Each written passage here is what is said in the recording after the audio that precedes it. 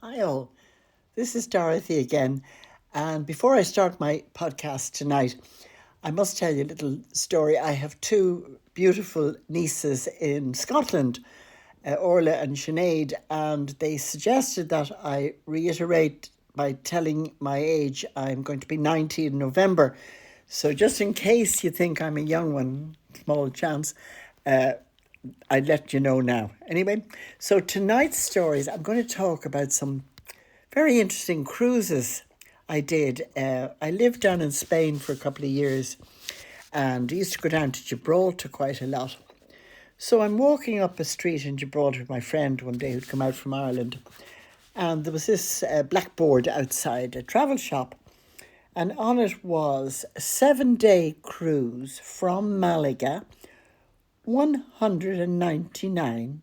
So that's just under £200.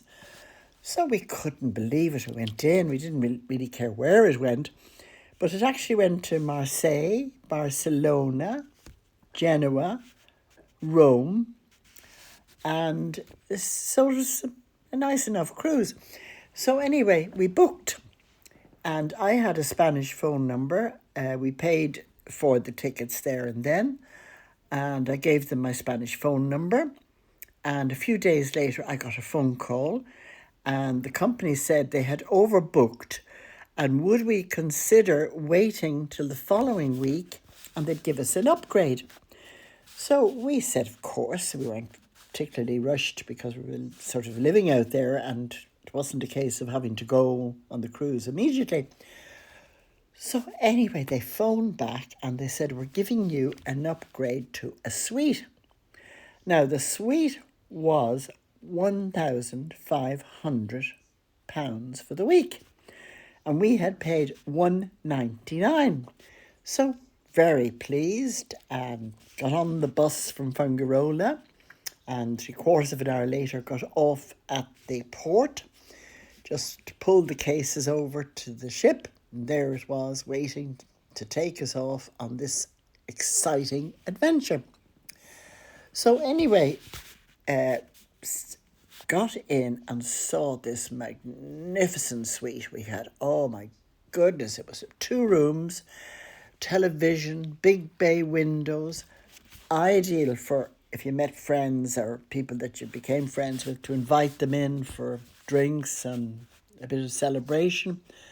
So I was in my element. And of course, it only took the first night. I met a few people from Fungirola whom I didn't know. One was a Canadian girl called Marilyn, and she had some friends.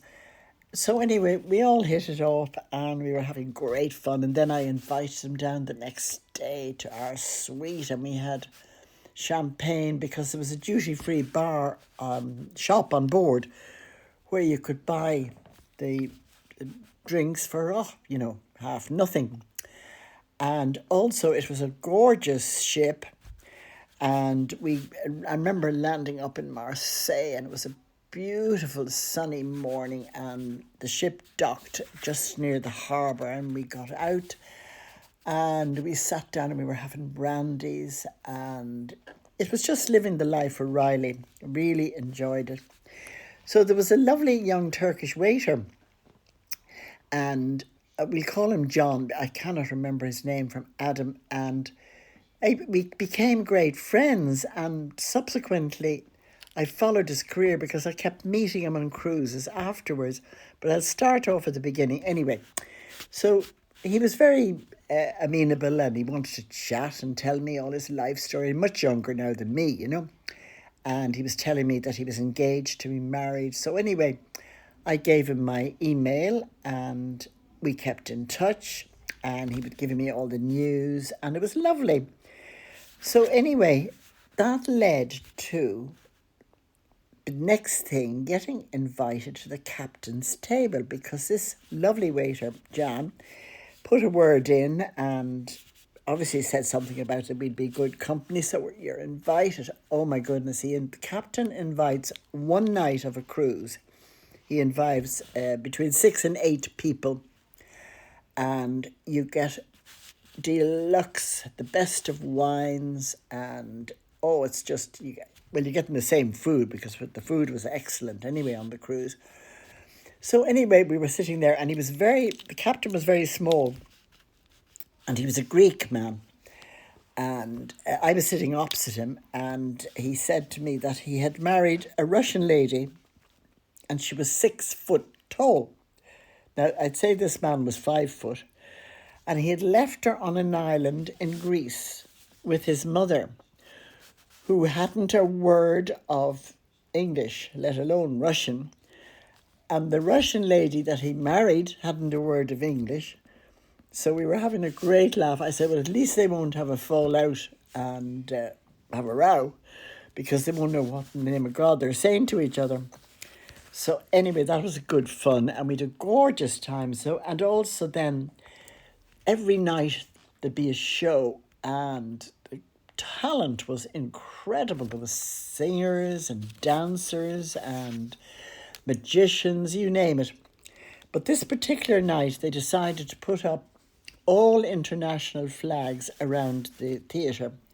They'd every country, including Ireland, and they sang songs from most of the countries.